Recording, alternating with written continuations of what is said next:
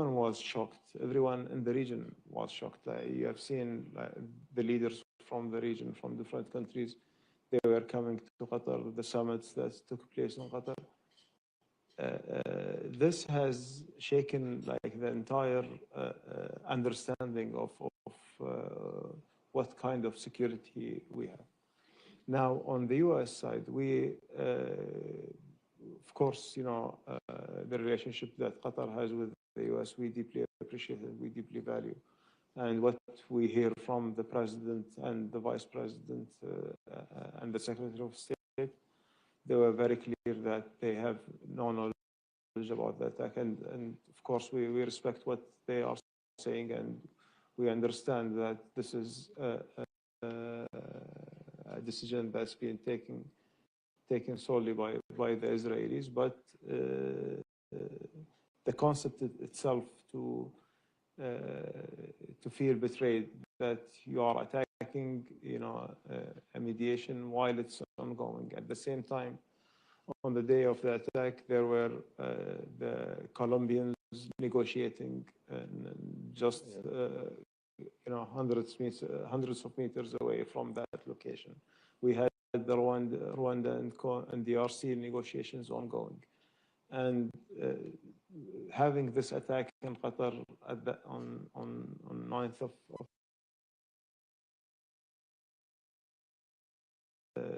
a country that doing all these kind of mediations being attacked, this has never been thought of. And I think that the same shock we heard it from the US and from the President himself, that he will not allow this to happen again, and he will make sure that all the assurances that we will require will be in place for us. Yeah, I'm going to ask you about some of those mediation efforts in just a second, but just to close this out, how did the momentum then change after that? You said that President Trump spoke to His Highness and said this could be an opportunity. How did we get from then September 9th to the ceasefire? Did something change in the calculation of the Americans saying we're willing now to put leverage on Israel to bring them to sign this deal in a way that we hadn't seen before? Well, I think that the attack itself has shown the U.S. that there are all the red lines being crossed now in the region. And, Qatar is a country that hosts 10,000 U.S. soldiers. And we have the largest U.S. airbase outside the United States that we are hosting in Doha. Having an attack from a U.S. ally is out of the equation for us. Yeah. And it was never calculated in our defense formula. And look, if you look at throughout the history of Qatar, we've been attacked 3 times. The first time was by Saddam Hussein. It was Scud missiles which fall in the desert in the 90s. The second time was with Iran when they were responding to the US, and we intercepted most of the missiles. One of them has reached the target in our base, actually, in our side of the base, also not the US side of the base. This attack was different because it killed one of our citizens. And basically, you know that how emotional we were at that time. But His Highness, when the President mentioned that to him, he stood up for it. He stood up for his region, and he put the region's interest ahead of his own interest. And we know that this is something that will bring stability to the region without compromising the rights of our people and the rights for our country to be protected. Do you think, because you said that it brought the GCC a little bit closer, and other countries in the region saw that if Qatar can be attacked this way, they too certainly can be attacked. Did that change the calculation? Do you have any insight whether it changed the calculation of other countries in the region as to how they perceive Israel and whether or not a country like Saudi Arabia would go ahead with Abraham Accords? No, definitely. Actually, it affected how the GCC looking at Israel now, because when they see the attack on one of the countries, you have seen like the first leader who visited Qatar was Sheikh Mohammed bin Zayed, the president of United Arab Emirates, and then the next day we have the summit, and we have the Crown Prince of Kingdom of Saudi Arabia, and we have defense ministers coming together a couple of days after the attack in order to coordinate and to recalibrate our defense formula. This attack was a shock, but was a game changer for the entire region. The entire GCC started to rethink where the threats will be coming from. Now we have seen, we have witnessed a lot of conflicts, and we have mediated in a lot of conflicts, and we went through a lot of unfortunate events throughout these mediations. But attacking the mediator was like unprecedented, and it was out of any calculation. Speaking of your mediation roles, you were talking about some of the ones. I think you're mediating currently 7, maybe 8 conflicts around the world that Qatar is involved in. Why? Why do you want to take on the headache of negotiating one is fine, but then negotiating 8 around the world? Why take on that responsibility and put yourself in a situation where you constantly are in these high stakes talks? Look, you have, if you are a state, you are between 2 choices. Either you are passive and just, stay there and doing nothing about it. I'm a small country. Thanks God, I'm blessed with resources. I have a small population, and I can just, focus on my country and my country development, and this is our priority for. But the region that we are living in, it's not an easy region. It's a region that has a lot of history, has a lot of baggages that came from this history, and also you see proxies, ancient wars like everywhere. We found out that Qatar's ability to move in a discreet way and below the radar, and making sure that conflicts can be resolved, even sometimes it can be prevented before it happens, and can be resolved in quiet rooms. And we proved that successfully. Qatar became like a responsible player in that field, and mediation actually is something that enshrined in our constitution. And since the founder of the country, Sheikh Jassim, he's someone who was always calling for peace, always calling for engagement, for dialogue. And this is just a heritage that we have, and we are happy that we are defined as global mediator, not only for the region, but this trust that we have built throughout the years in our mediations in the region made our mediation becoming more global. And you see that it's going all the way from Latin America to Africa to Asia, and that's basically what we are doing. Are you making progress on any of the other ones that you feel will be resolved? I mean, you talked about Colombia, you talked about Rwanda. Which one are you most optimistic about? All of them are ongoing right now. Honestly, I cannot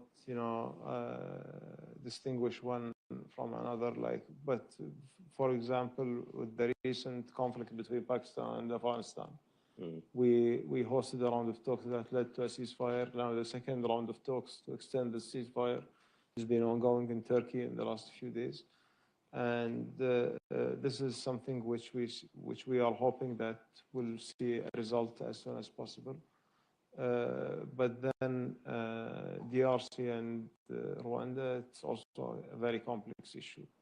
We try to make sure that progress in the right direction, and that we have like enough understanding in order to propose for them meaningful solutions. Okay. We can open up some of the questions now to members of the council, and I think we also have some people online. So I think if there's anyone that has a question, please raise your hand, and we can start in the back and work our way up front to this lady right here. Yeah. I'm Alexandra Starr with International Crisis Group. I was wondering if you could speak about the role Qatar has played in mediation with Venezuela, and in particular, whether the current actions of the United States in the Caribbean are impacting those talks. Regarding our efforts with Venezuela, we started this during President Biden administration when there was an engagement between the two governments, and this engagement actually has led to a release of some Americans back home.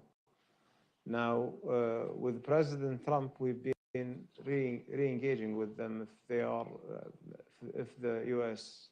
are still interested in engaging in to find a solution with Venezuela. We are ready to mediate and to help to facilitate that. But currently, there is nothing solid is ongoing. Actually, there was another lady that was here, and then you have right here, right here. Your Excellency, my name is Rina Amiri, the former Special Envoy for Afghan Women, Girls, and Human Rights. It's good to see you again.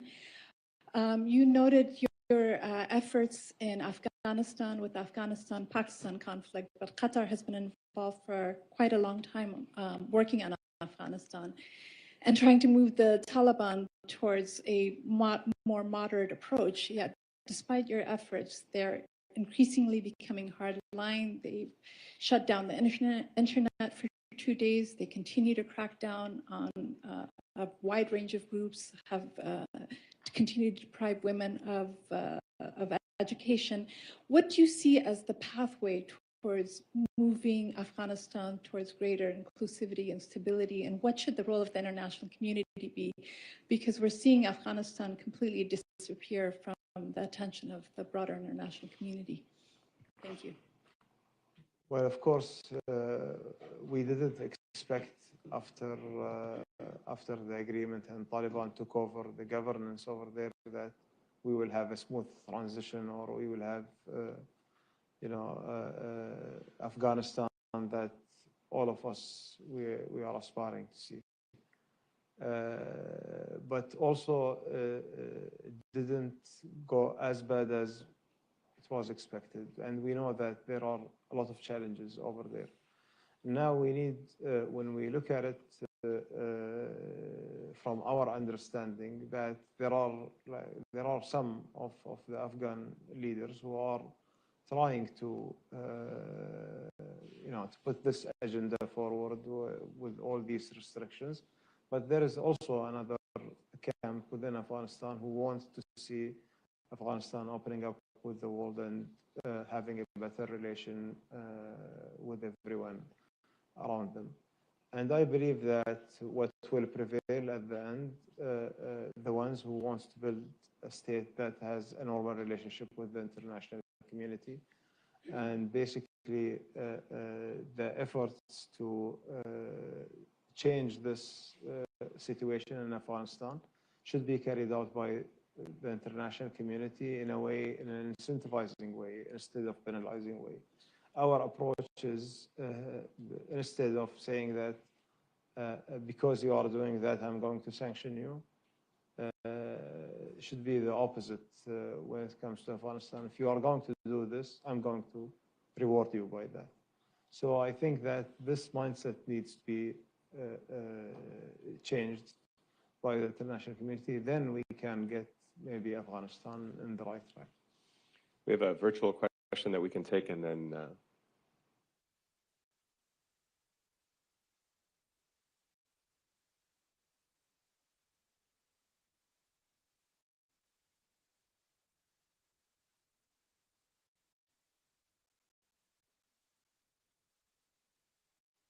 okay, let's take one more from the room here. This gentleman right here. Your Excellency, my name is Andrew Gunlock. I'm the CEO of Bless Schroeder. I have an easy question for you. You come to the city of New York on the eve of electing our first ever Muslim mayor.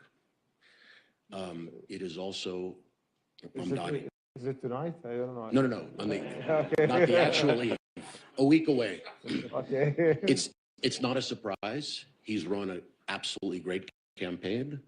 And the Muslim population in New York, mostly Bangladeshi and Pakistani, has doubled over the past 30 years. The Jewish population is flat.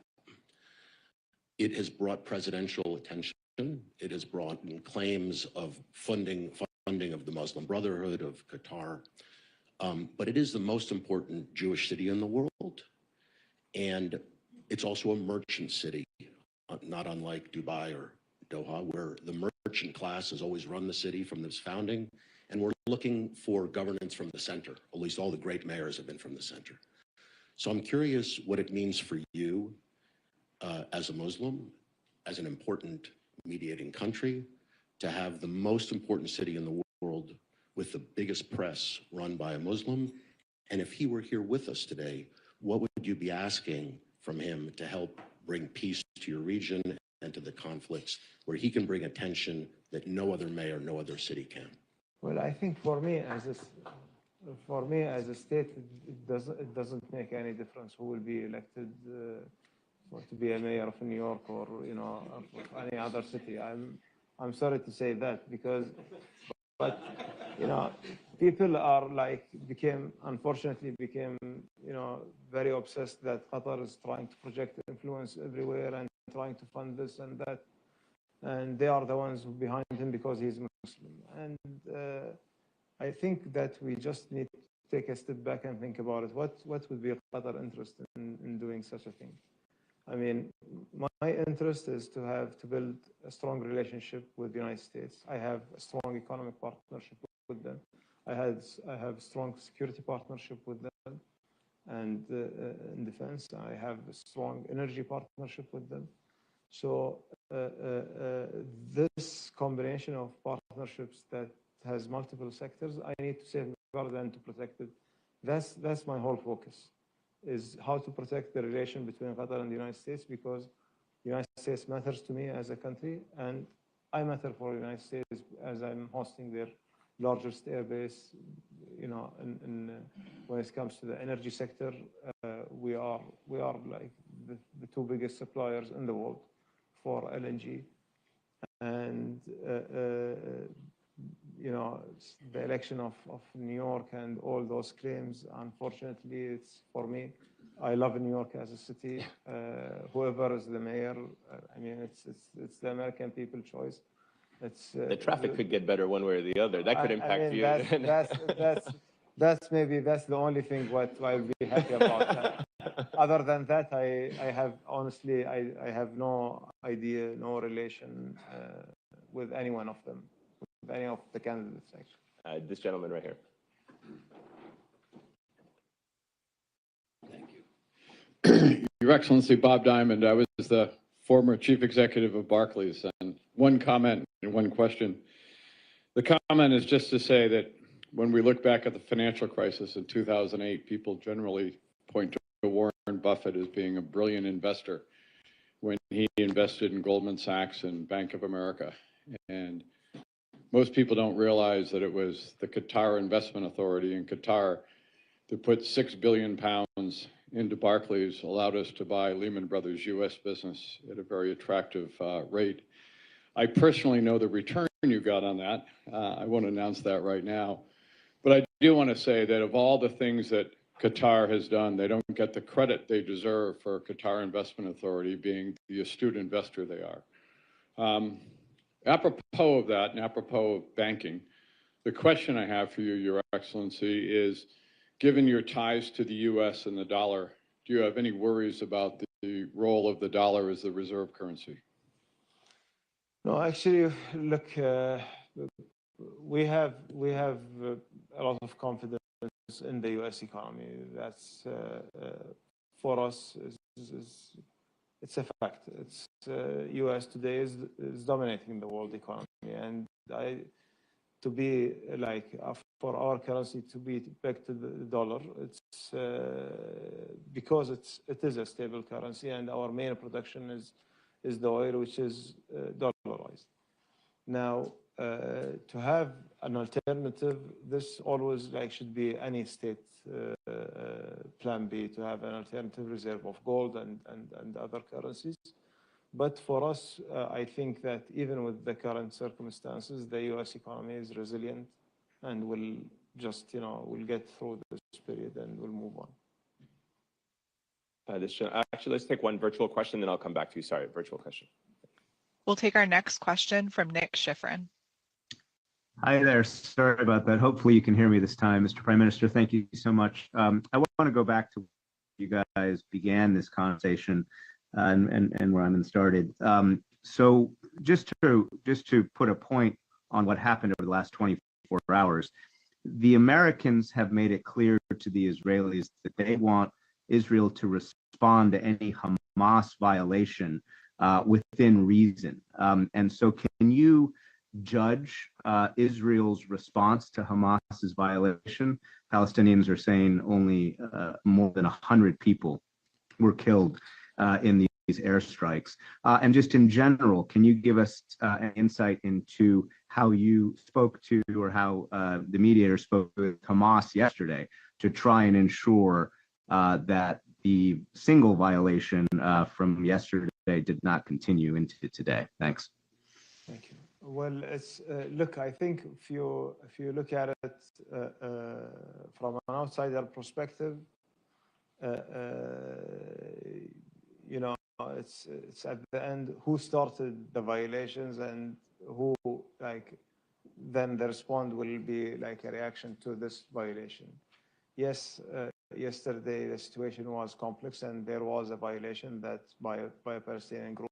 Now, we heard also conflicting statements from Hamas itself that we need the clarifications and we need an answer from them on that. That's some statements mentioning that this group is they lost communication with and they don't know what they are doing, and other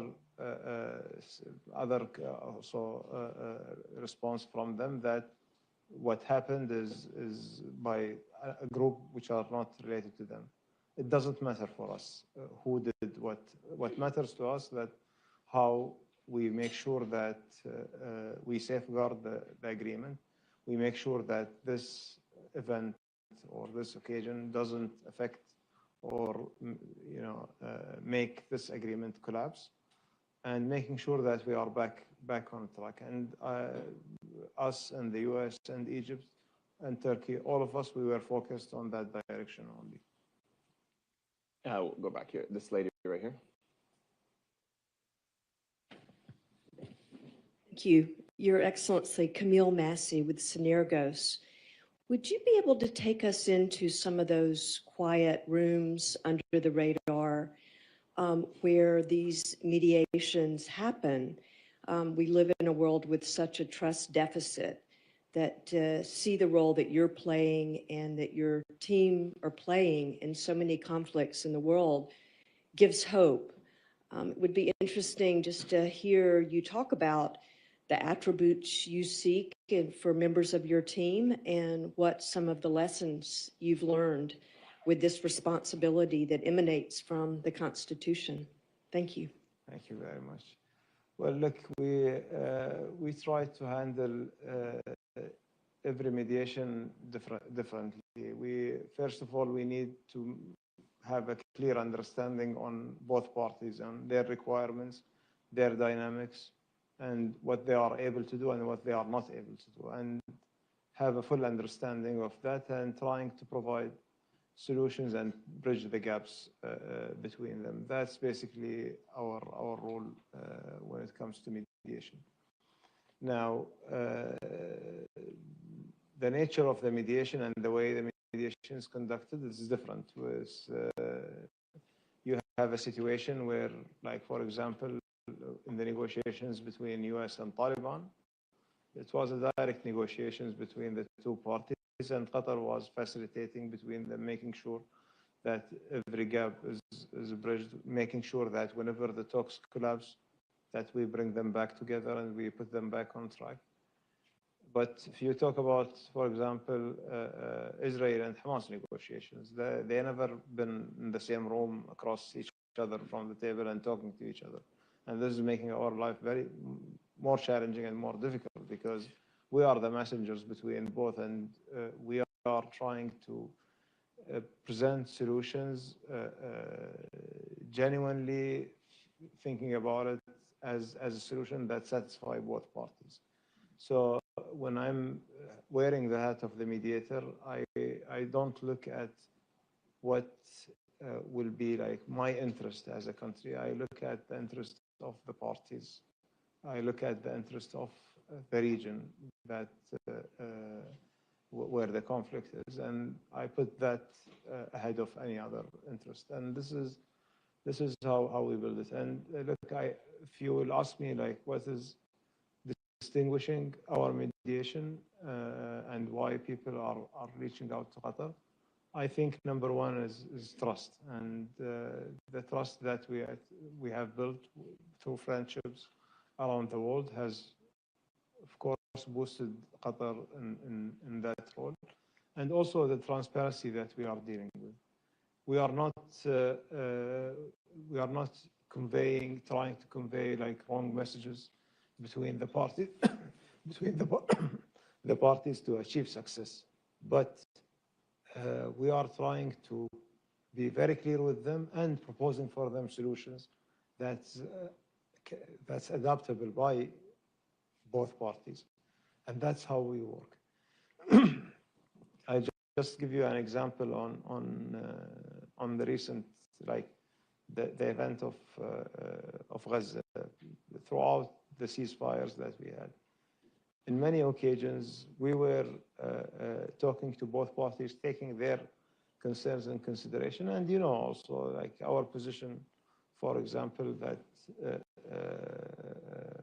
with Israel is not the best position, because for us they are still occupying an Arab land, and they are not giving the Palestinians their right.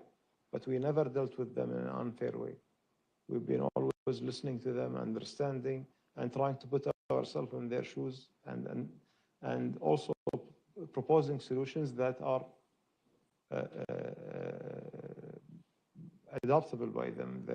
They can do it, not proposing for them impossible solutions. And carrying this with you as a genuine mediator, I think this is what distinguishes Qatar from the others.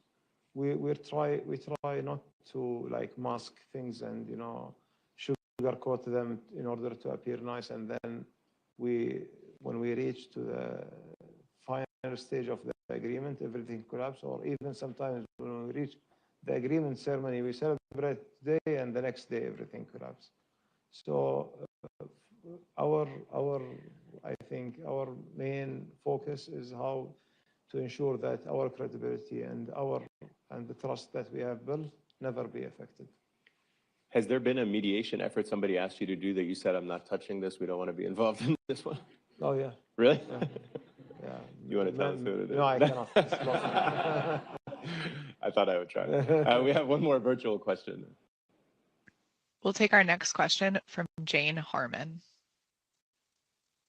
Thank you and good morning. Let me thank the government of Qatar again for your enormous effort to reach for 85,000 refugees coming out of Afghanistan following the chaotic exit that our country made, and to do DNA testing and try to reunite them with their families. It really was a heroic effort, and you deserve enormous praise.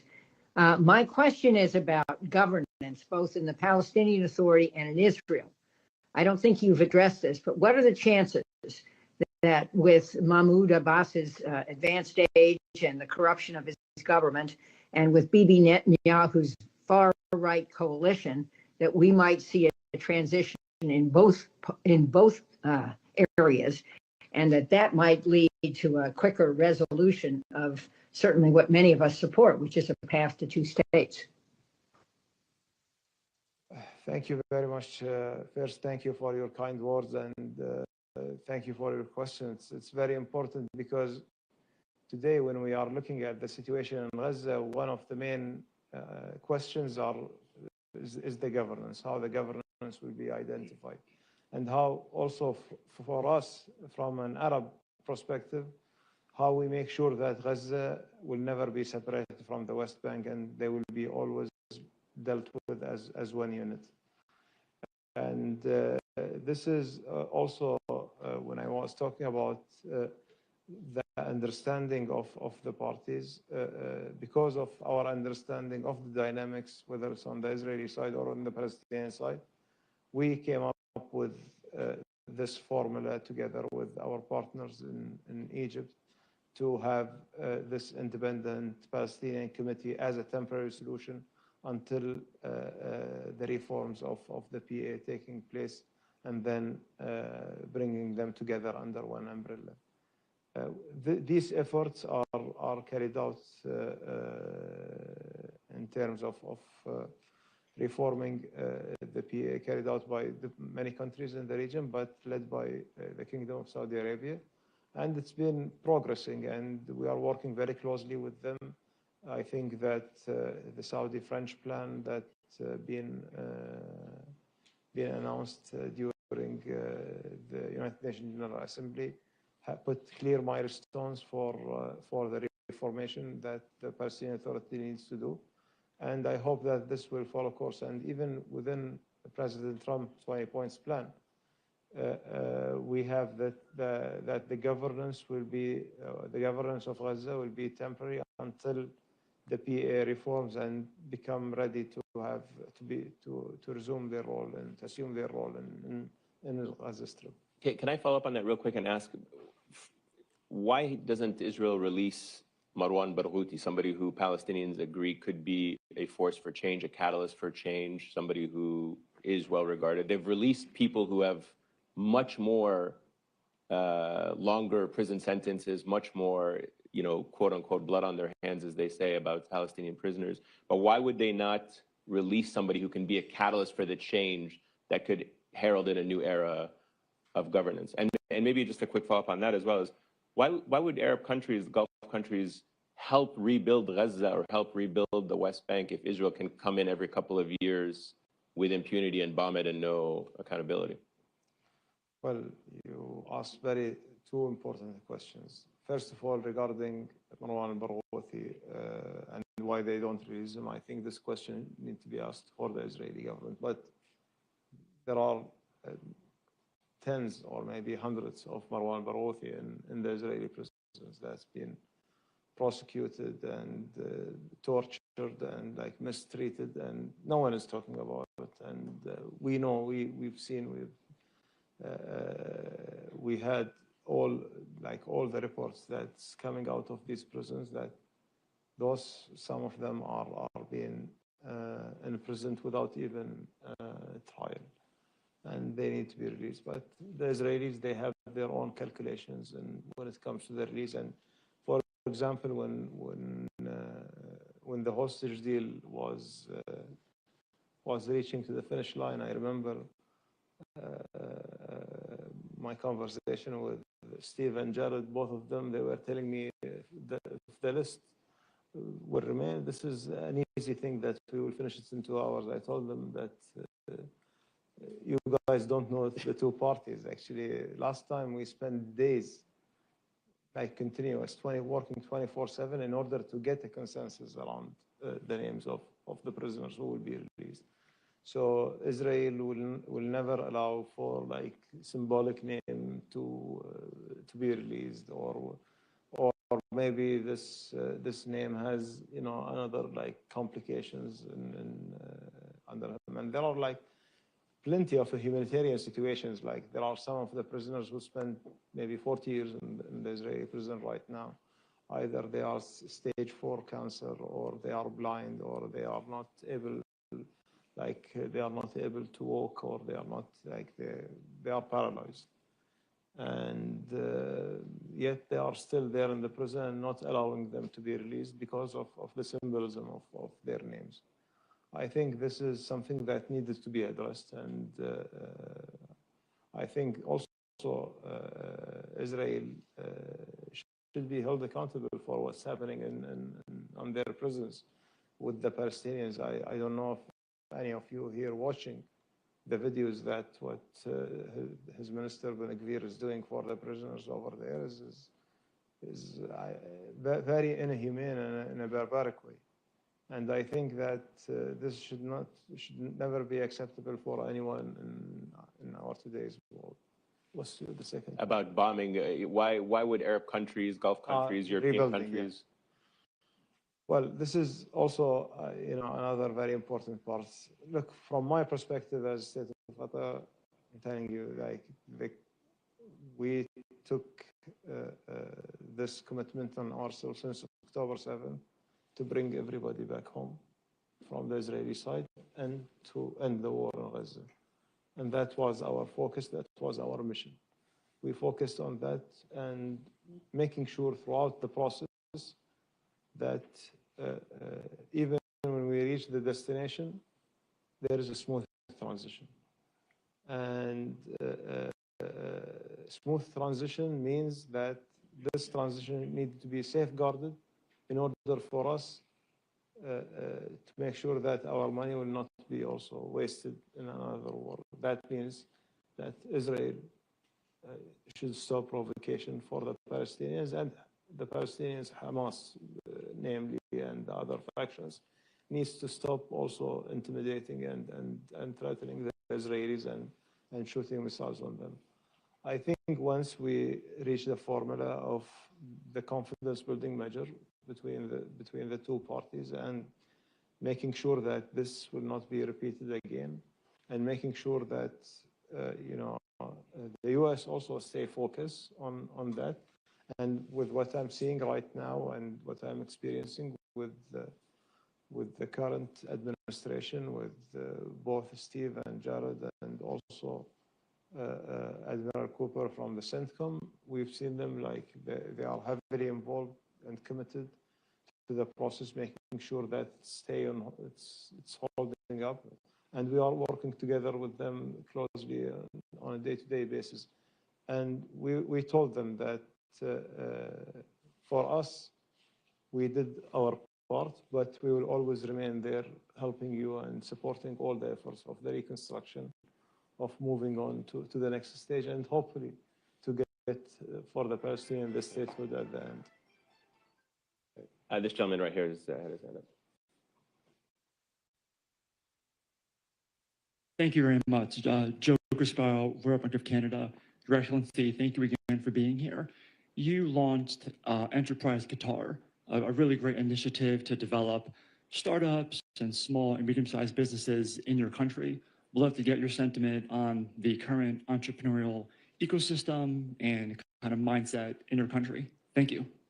Well, thank you. I didn't expect that question, but thank you very much, actually. You made my day. Because whenever I'm on stage, everyone is interested about conflicts and wars, not about those positive stuff. But yes, that's right. Actually, I was honored back in 2009 to establish what's called Enterprise Qatar, and to look at the ways how to enhance small and medium enterprises and making them a vital part of our economy. Of course, since that time until today, there are a lot of changes has happened, and we have seen the contribution and the growth in the small and medium enterprises sector in Qatar is growing in a significant way. And we have seen that even if you look at our growth reports in the last year, it's all led by non-hydrocarbon sectors, and mainly most of them are small and medium enterprises.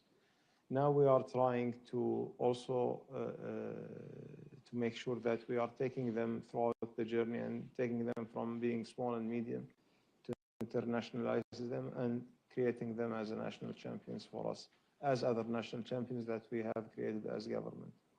And this we are right now in the process of developing some instruments within the government that brings those companies to the next level. At the end of the day, Qatar is a small country with a small population. We have a small market, but when we look at ourselves, we don't look at only inside and how to serve our market. We are surrounded with like almost I don't know India population how big it is, but like I calculate just the adjacent countries, we are around 600 million. When you look at Iran and Pakistan and all the other countries without India, with India probably 2 billion, and it's all within a radius of 3 to 4 hours flights, or the shipping in a very short, small number of days. So this is something that we want to capitalize on, and we want to bring our companies to help them to serve those markets. This lady right here. Hi, Naima Raza, I'm a journalist. 1 second, take the microphone, please. Yes, sorry. Hi, thought I was so loud. Hi, Naima Raza here, journalist and podcaster. One country I don't have a question about Qatari economic development, unfortunately, but I was going to ask you about Iran, a country that actually hasn't been mentioned for the last hour or so. Obviously, before the September 5th attack, there was the Iranian attack on a U.S. base in Qatar. I'm curious why it hasn't come up. Do you think the Iranians are less relevant now since U.S. strikes, or are they not playing a critical role in the region going forward from your perspective? I didn't get the question. The question is about Iran. Yeah, about and what role they play in the future of the region. The future of the region. And why it hasn't really come up in the last hour. Are they less relevant? There's a theory out there. No, I'm responsible for the question. No. I mean, from all of us. So that bias is on me, but Look, first of all, just very brief geography lesson. Qatar is like almost 150 miles away from Iran coast, so it's nothing. Iran is my neighbor. I share with them the largest gas field in the world, and I own the majority of this gas field. For me, the stability of Iran is key. It's not a luxury that I'm just looking for. It's a necessity. For me, it's very important that Iran to be stable, and to be stable, we need to think about it in a diplomatic way, how we reach a solution through diplomacy, while we ensure that our region is a nuclear-free region. There is no nuclear race, and Iran has the right to develop their peaceful nuclear program for power generation or whatever within the international law. And it's concerning for us to see, sometimes, and to hear this rhetoric that's coming out from Israel or from Iran on the escalation. And we are trying to engage with the US and with the Iranians to make sure that the talks come back on track between the two countries, because I believe once we have the talks started between Iran and the US in a serious way, we can achieve an agreement, we can achieve a deal that will be better for everyone, for us in the region, for Iran, and for the United States. Yep. Sorry, we've run out of time, and I know the Prime Minister has a very busy schedule. Your Excellency, thank you so much. I just want to remind everyone this will be online.